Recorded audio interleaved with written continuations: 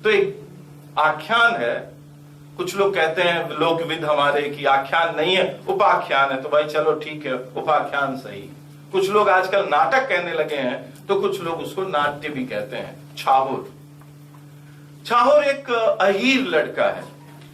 मुझे लगता है कि आपको इस शब्द से परिचित हैं आप, और आप जानते हैं अहीर माने आजकल जिसे संस्कृत में यादव कहते हैं।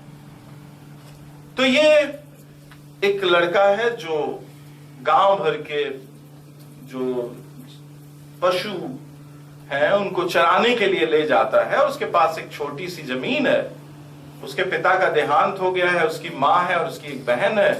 तो वो अपनी खेती करता है जो बहुत छोटी है, बाकी दूसरे गांव भर के लोगों के पशु इकट्ठे करके ले जाता है चराने के लिए, और इससे वो आजीविका इकट्ठी करता है। स्वभाव से थोड़ा अक्खड़ है, थोड़ा अल्हड़ है, युवा है, तो प्रेमी स्वभाव का है। और वो इसलिए उसका जो स्थानीय सामंत है, यानी हमारे उसमें कहा गया गढ़ी, गढ़ी का जो मालिक है वो भी एक जाति संरचना से निहित है। आप ये जो गढ़ियां देखेंगे तो आप अलग अलग इलाकों में देखेंगे कि अलग अलग इलाकों में गढ़ियां अलग अलग जातियों के लोगों के हाथों में है। और वो पूरे उत्तर भारत में एक दो जातियां ऐसी हैं जो जिनके पास बहुत ज्यादा गढ़ियां रही हैं, यानी वो जो सामंत, ताकतवर सामंत संरचना में उनका योगदान ज्यादा है। ब्राह्मणों के पास भी रही हैं, औरों के पास भी रही हैं, पर एक खास जाति के पास ज्यादा रही हैं। माने 70% तक उनके पास रही है सामंती व्यवस्था में ताकतवर जगह है। तो गढ़ी के लोगों के साथ उसका आए दिन कुछ न कुछ वाद विवाद इत्यादि होता रहता है। पर जैसा कि पुराना समाज था, आज की तरह उग्र और हिंसक नहीं था। लोग डराते थे, गाली वाली देते थे और छोड़ देते थे, क्योंकि ये होता रहता था। तो वो भी अपना आगे बढ़ता था और वो गढ़ी भी उसके ऊपर तरह तरह से दबाव बनाती रहती थी। और एक दिन परिस्थितियां ऐसी रही, छोटी सी कथा है कि गढ़ी की एक नौजवान लड़की से इसको प्रेम हो गया छाहुर को। और फिर क्या कहना था, फिर तो आप समझ रहे हैं कि प्रोटेस्ट का और लड़ाई का सारा मैदान तैयार है। तो एक तरफ तो जाति संघर्ष है, दूसरी तरफ जाति संघर्ष आज के मुहावरे में, पहले तो ये इस तरह होता नहीं था। अभी जो कल और परसों जो दिल्ली की सड़कों पर लोग हैं किसान, तो कौन कौन सी जात के हैं? यूपी के, बिहार के, तमिलनाडु के, तेलंगाना के, आंध्र प्रदेश के, केरल के, 2-3 राज्यों को छोड़कर 5 राज्य, जम्मू कश्मीर और 4 पूर्वोत्तर के राज्यों को छोड़कर हर इलाके के, हर प्रांत के, हर स्टेट के किसान वहां हैं। कितने हिंदू, कितने मुसलमान, कितने सिख, कितने ईसाई, कितने जाट, कितने गुर्जर, कितने किसी धर्म में ना आने वाले, और कितनी तरह की जाति संरचना, हर तरह के लोग वहां हैं। वो एक आइडेंटिटी है, वो एक पहचान है, पुरानी पहचान, किसान की पहचान।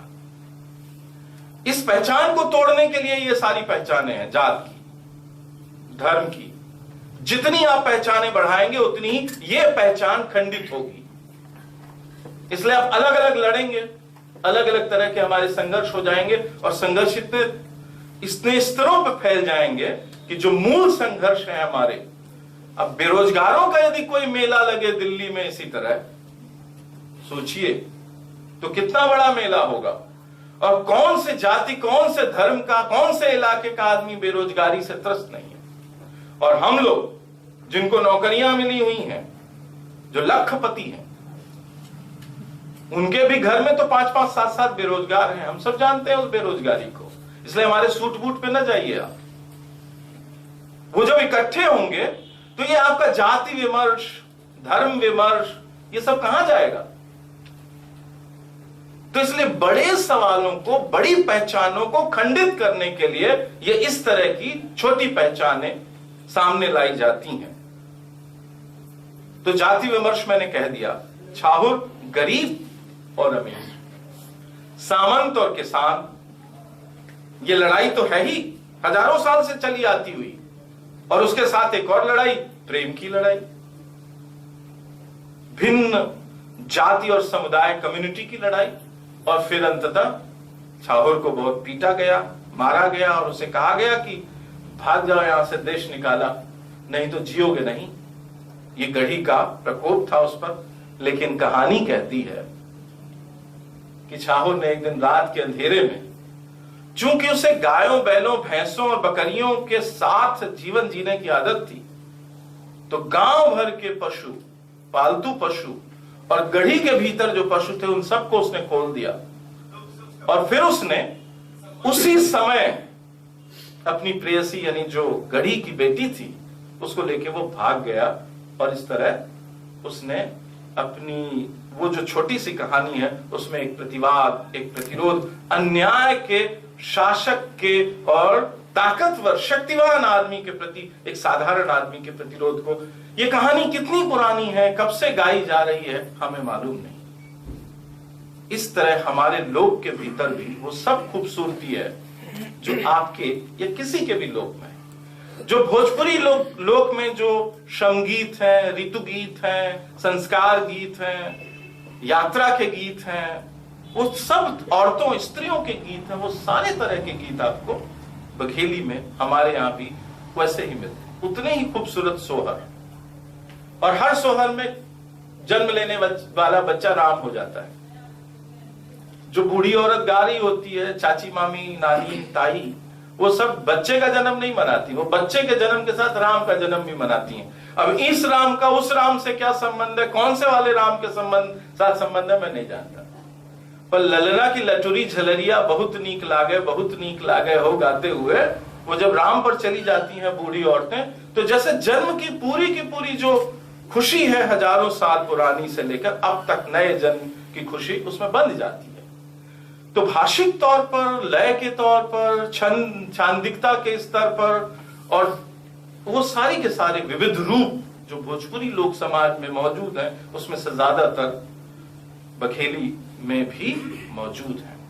लेकिन जैसा कि मैंने कहा था कि मैं बोलूंगा आधुनिक कविता पर, और इस बात पर बोलना चाहता हूं कि कैसे हम रिस्पॉन्स करते हैं, हमारी अपनी ट्रेडिशन क्या है, हमारी अपनी परंपरा क्या है कविता की, और किस तरह से हम आधुनिकता के साथ संवाद करते हैं। तो पहले मैं आपको, चूंकि आपको समझने में भी थोड़ी कठिनाई होगी और मुझे समझाने में भी थोड़ी कठिनाई होगी, तो इसलिए मैं कविताएं पढ़ूंगा, अंश बड़े बड़े पढ़ूंगा और फिर आपको थोड़ी बहुत व्याख्या के माध्यम से छोटी छोटे परिचय दूंगा। मेरा जो ये हिस्सा है इसमें परिचय ज्यादा होगा और विश्लेषण थोड़ा कम होगा।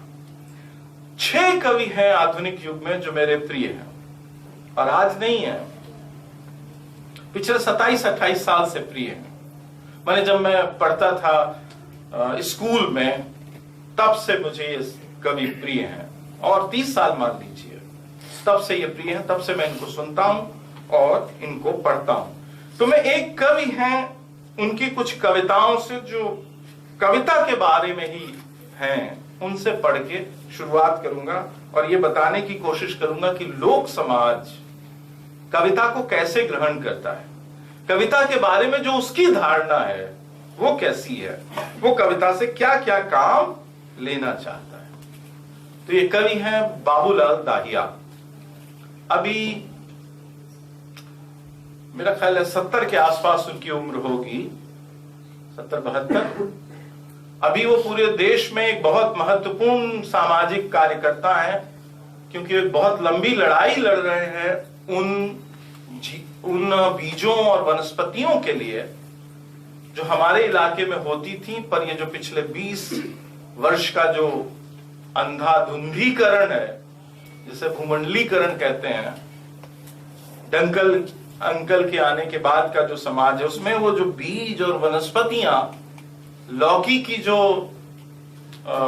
किस्में, नेनुआ की जो किस्में गायब होती जा रही हैं, अमरूद की जो किस्में गायब हो रही हैं, आम की जो किस्में गायब हो रही हैं, धान की जो किस्में गायब हो रही हैं, उन सब के संरक्षण में वो लड़ रहे हैं और एक बड़ी लड़ाई वो लड़ रहे हैं।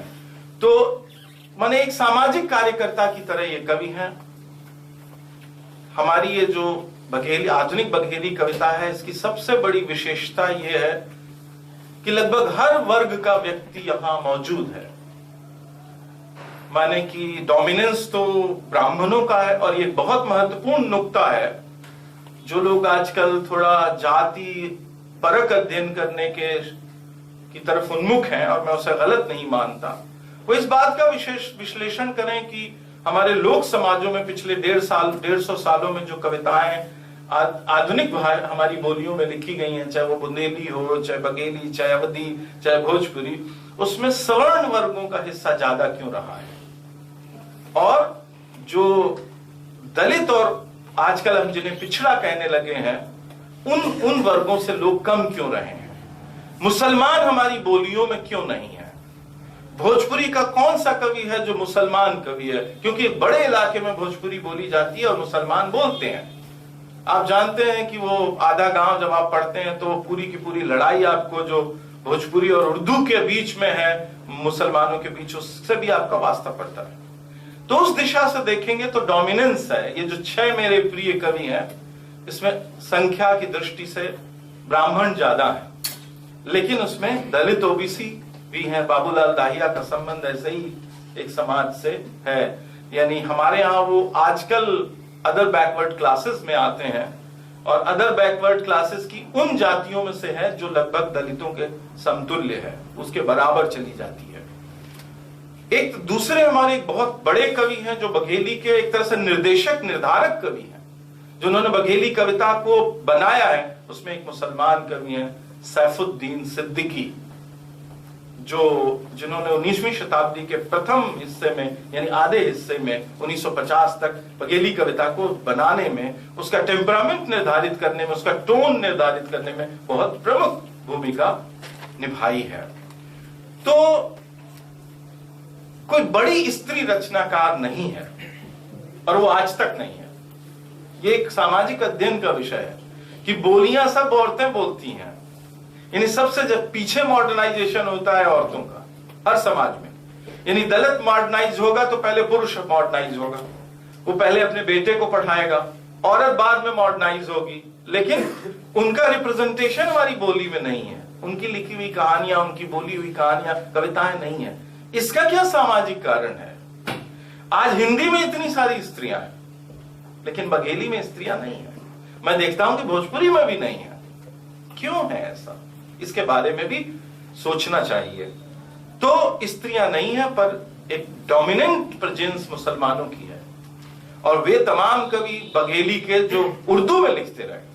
हमारे 3 बड़े शायर जो उर्दू के बड़े शायर हैं 20वीं शताब्दी के, हाफिज रिवानी, हसन रिवानी और नदीम रिवानी, ये तीनों के तीनों उर्दू के साथ साथ बघेली में भी कविता लिखी। और नदीम रिवानी ने तो श्रीमद् भगवत गीता का, अब ये पता नहीं कौन सी झोंक में उन्होंने किया है, लेकिन श्रीमद् भगवत गीता का बघेली में अनुवाद किया है। इसका अध्ययन होना चाहिए कि आखिर वो कौन सा इंस्पिरेशनल वो था जिसमें उन्होंने 70 और 80 के दशक में श्रीमद् भगवत गीता का पूरा बघेली में रूपांतरण किया। शायर वो उर्दू के थे, उर्दू में नहीं किया। तो इस तरह की बहुत सारी चीजें हैं जो हमारे सामने आती हैं, लेकिन मैं तो कह रहा हूं कि कविता के बारे में धारणा क्या है। कुछ और कहूं इससे पहले ये बताता हूं। तो 4 छोटे छोटे टुकड़े पढ़ूंगा और उनकी थोड़ी व्याख्या करूंगा, और अपनी तरफ से कुछ नहीं कहूंगा, आप समझिएगा, क्योंकि सब आप मॉडर्न पोएट्री के उस्ताद लोग हैं, हिंदी के, उर्दू के, अंग्रेजी के, तो कविता की क्या धारणा आपकी भाषा में है वो आप जानते हैं। मैं उसके समानांतर ये धारणा रख देता हूं जो मेरे कवि की है, बघेली कवि की, आपके कवि की, यानी देश के कवि की। अब ये पहली बघेली कविता मैं पढ़ रहा हूं, देखता हूं आपको कितनी समझ में आती है। सबका मिलत सवाल जो जोन्हरी सोत कविता, सबका मिलत सवाल जो जोन्हरी सोत कविता, वाढ़त गनी गरीब जो खोमरी सोत कविता, बपुरे थके मजूर का कुछता मिलत उसासी, मूड़े के ओखे जो कहो गोढ़री वसोत कविता। 4 उपमान इस्तेमाल किए गए हैं कविता के बारे में। ऐसी होती कविता तो क्या बात होती। सबका मिलत, सबके लिए आसान होती, सवाल सस्ती, आसानी से मिलने वाली। सबका मिलत सवाल, सबको मिलती, सस्ती मिलती। कैसी होती? यदि ज्वार की, जोन्हरी वसोत कविता। अब ये जब कविता लिखी गई होगी तब ज्वार का रेट धान के रेट से कम जाता होगा। आप जानते हैं हमारे लोक में धान की तुलना में ज्वार कमतर जीन्स माना जाता है, कमतर अनाज माना गया है। अभी वो बढ़ गया है मार्केट में, क्योंकि वो होता ही नहीं है। तो कविता को किस तरह होना चाहिए? ज्वार की तरह, जोनेरियो की तरह आसान और सहज उपलब्ध होना चाहिए। गरीब से गरीब आदमी के यहां वो मिल जाता है ज्वार, ऐसा होना चाहिए। वाढ़त गनी गरीब, जो सबसे, अब देखिए गनी शब्द आया है जो सीधे अरबी से आ रहा है, गरीब शब्द आ रहा है जो सीधे वहां से आ रहा है, हमारा नहीं है, पर हमारी बोली में पैबस्त है वो। वाढ़त गनी गरीब जो खोमरी व सोच करता।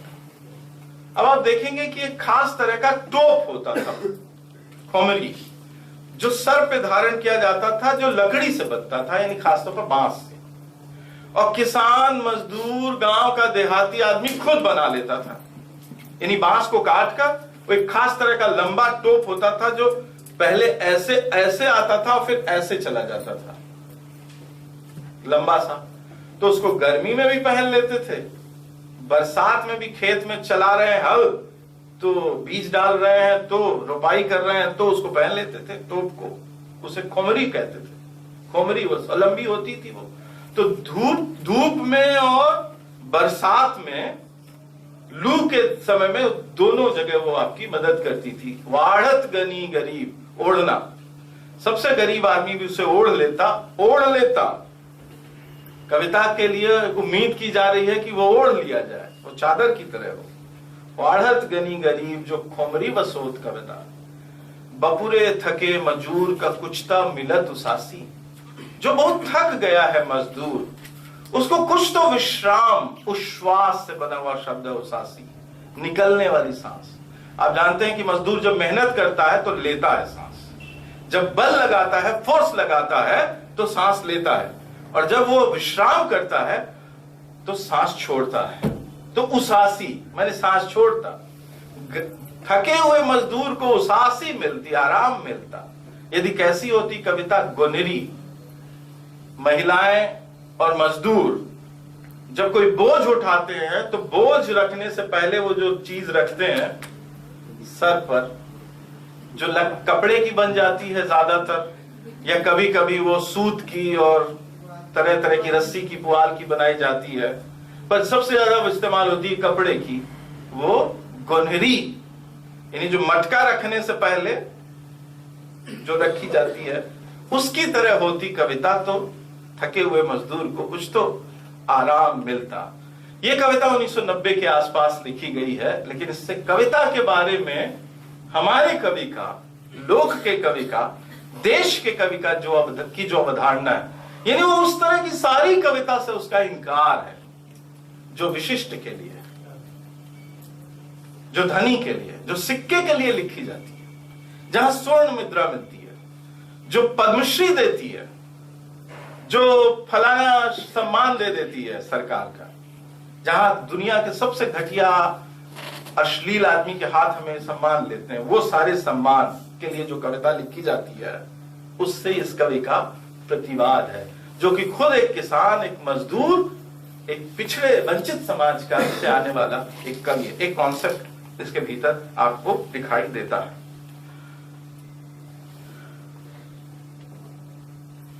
एक दूसरा कॉन्सेप्ट इसी कवि का है, जिसमें ये बात को थोड़ा और मुखर तरीके से कहता है।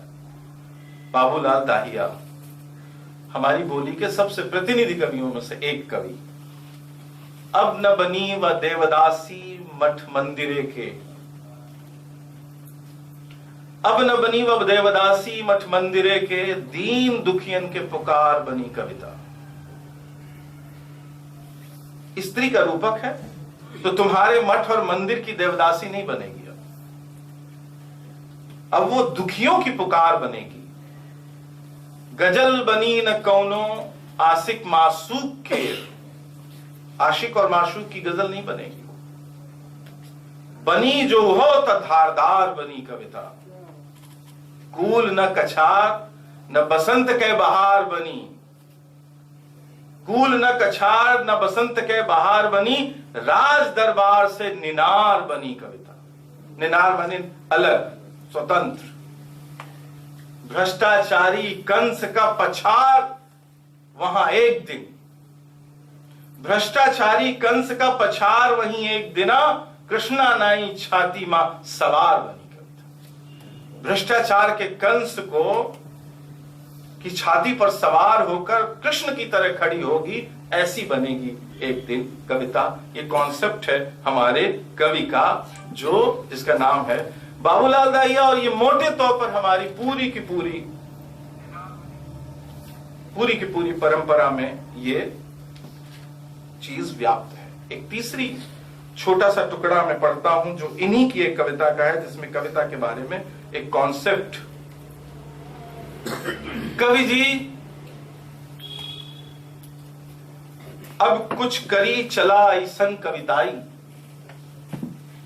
यहां कवि जी जो है वो आप समझ सकते हैं कि किस तरह से कहा जा रहा है। कवि जी अब कुछ करी चला ऐसन कविताई, पर्वत का प्रतिकार करे जमुने अब राई। जैसे राई पर्वत का प्रतिकार कर रही हो, ऐसे चलो, ऐसी कविता करो। बहुत दिना भर रही मगर अब रह न देवे, निबला के मेहरिया सबलन के भौजाई। बहुत दिन तक रही, निर्बल आदमी की स्त्री सबलों की, गांव भर की वो आप मुहावरा जानते हैं, भौजाई बनी रही, लेकिन अब हम उसे इस तरह रहने न देंगे। ऐसी कविता लिखो, ऐसी कविता करो, ऐसी कविता बोलो। तो कविता एक प्रतिवाद, एक प्रतिरोध और एक परिवर्तन के लिए किया जाने वाला उद्यम है, किया जाने वाला कार्य है। ऐसी एक मूल धारणा जिसका मूल लक्ष्य गरीब, साधारण, वंचित, अभावग्रस्त व्यक्ति है। ये कॉन्सेप्ट, ये धारणा बघेली कवियों की कविता के बारे में रही है। आप मोटे तौर पर देखेंगे तो पूरी भारतीय कविता में, हर भारतीय भाषा में स्वतंत्रता आंदोलन और प्रगतिशील आंदोलन के दौरान, और प्रगतिशील आंदोलन की अलग अलग मंजिलें, ये जो दलित कविता है आज, ये जो स्त्री कविता है आज, ये जो आदिवासी कविता है आज, ये सारी की सारी कविता एक तरह का प्रगतिशील कविता का ही एक्सटेंशन है। अलग अलग कुंभों में बसी हुई प्रगतिशील कविता ही है ये सब। तो स्वतंत्रता आंदोलन के दौरान जिस तरह की सामाजिक संबद्धता, समाजोन्मुखता आपको पूरी भारतीय कविता में मिलती है, समाज के प्रति जिम्मेदारी का भाव जिस तरह से साहित्य में मिलता है, कविता के अंदर मिलता है, जिससे कि बड़े बड़े कवि बनते हैं, सामने आते हैं, उसी तरह के भाव से ये पूरी की पूरी बघेली कविता लिखी जा रही है। वक्त खत्म हो जाएगा, इसलिए कुछ मोटी मोटी बातें जो हमारी बोली की कविता की विशिष्ट हैं उसके बारे में बात करूं। पहली बात, जब मैं आधुनिक हिंदी कविता और आधुनिक उर्दू कविता, दो भाषाओं को तो मैं मोटा मोटी जानता हूं, और आधुनिक सभी भारतीय भाषाओं की कविता पढ़ता हूं, तो यह बात ध्यान में आती है कि किसान जीवन की सच्चाइयां, गंवई जीवन की सच्चाइयां और हकीकतें हमारी कविता में उस तरह से व्यक्त नहीं होते। चाहे वो जितनी ही समाज संबद्ध कविता है, द्विवेदी युग की प्रगतिशील कविता, उसके बाद की कविता, अलग अलग दौरों की प्रगतिशील कविता, लेकिन ग्रामीण जीवन की सच्चाइयों को इतनी गहराई से, इतनी भीतरी पकड़ के साथ, इतनी आंतरिक संलग्नता के साथ व्यक्त नहीं करती। यानी हमारे सबसे बड़े कवि जो हैं किसान कविता के, किसान चेतना के, त्रिलोचन, केदार, नागार्जुन हिंदी में, इन सबको भी यदि आप देखेंगे तो मुझे कहना पड़ेगी ये बात कि हमारी बोली की कविता गंवई जीवन की सच्चाइयों को और किसान जीवन की सच्चाइयों को, और जो मैं किसान कह रहा हूं तो पट्टा रखने वाला आदमी मेरे लिए किसान नहीं है। मेरे लिए किसान है वो आदमी जो हल चलाता है और खेत में तरह तरह का काम करता है। यानी मेरे लिए वो जो प्रजा व्यवस्था की प्रजा है वो भी किसान है, और जो हल चलाने वाली खेती है वो भी किसान है। तो गंवई समाज और किसान समाज की जितनी गहरी सच्चाइयां बघेली कविता व्यक्त करती है, उस ठहराव को जो गांव में मौजूद है, मॉडर्निटी के आने के बाद, एक खास तरह का पूंजीवादी विकास के बाद जिसका आज बड़ा ढोल पीटा जा रहा है, जिसका परिणाम ये है, कल आप दिल्ली में परसों देख रहे हैं, आज देख रहे हैं, ये सब उस विकास के परिणाम है। हमारा मुंह, हमारे पूरी व्यवस्था का मुंह जिस तरह से कुछ खास दिशाओं की तरफ चला गया है, और गांव और किसान हमारी व्यवस्था के हमारा मुख उसकी तरफ नहीं रहा। ये जो ट्रेजेडी है, एक विकृत किस्म का मॉडर्नाइजेशन जो गांव तक पहुंचा है, खराब किस्म का आधुनिकीकरण, जिसमें कोई व्यक्ति जब गांव से शिक्षा पाने चलता है तो वो कभी ये नहीं सोचता कि वो गांव में लौट के आएगा और गांव को कुछ देगा। जो समाज हमारा है, हम उसे कुछ देते नहीं है। मॉडर्नाइजेशन का पहला परिणाम क्या है कि हम अपने बारे में सोचते हैं, अपनी फैमिली यानी अपनी पत्नी, बच्चों और ज्यादा अपने माँ बाप के बारे में सोचते हैं। सब सोचते हैं, मैं भी सोचता हूं। और हम उस दुनिया के बारे में नहीं सोचते जहां से हम आए। किसान परिवारों के बच्चे अपने गांव के किसानों के बारे में नहीं सोचते। दलित परिवारों के बच्चे अपने उन लोगों के बारे में नहीं सोचते जहां से वो आए हैं। और एक तरह से एक डिस्कनेक्ट क्रिएट करना, एक अलगाव पैदा करना, एक दूरी पैदा करना मॉडर्निटी का बाय प्रोडक्ट है, उपउत्पाद है, वो होता ही होता है। तो वो जो एक विकृत किस्म का आधुनिकीकरण हुआ है, जिससे कि जो गांव से निकला वो फिर कभी गांव लौट कर नहीं गया, वो सब के जो दुष्परिणाम है, उसको ये हमारी कविता बहुत गहरे ढंग से व्यक्त करती है। शुरू में मैंने कहा था कि आधुनिक अवाम के मुख्यतः दो संघर्ष रहे, लेकिन शायद मैं उस वाक्य को पूरा नहीं कर सका था। और ये दो संघर्ष हैं, एक औपनिवेशिक पूंजीवाद से और लोकतांत्रिक पूंजीवाद से संघर्ष, यानी वो पूंजीवाद जिसे औपनिवेशिक युग में प्रोत्साहन मिला और 15 अगस्त 1947 के बाद हमारे डेमोक्रेटिक इंडिया में मिल रहा है, जिस पूंजीवाद को प्रोत्साहन, उसके विरुद्ध संघर्ष। और दूसरा सामंतवाद के विरुद्ध संघर्ष। ये संघर्ष मूलतः भारतीय जनता के दो संघर्ष ये रहे हैं, जिन संघर्षों पर चलकर भारतीय जनता स्वतंत्रता, समानता, न्याय, बंधुत्व और लोकतंत्र को अपने तरीके से अपने समाज के लिए पाना चाहती है। तो ये जो गवई समाज है, बघेली गवई समाज, इसके कवियों को इन दोनों संघर्षों का आभास है और ये दोनों तरह के संघर्ष को प्रमुखता देते हैं। लेकिन सामंती ढंग का, सामंतवाद से संघर्ष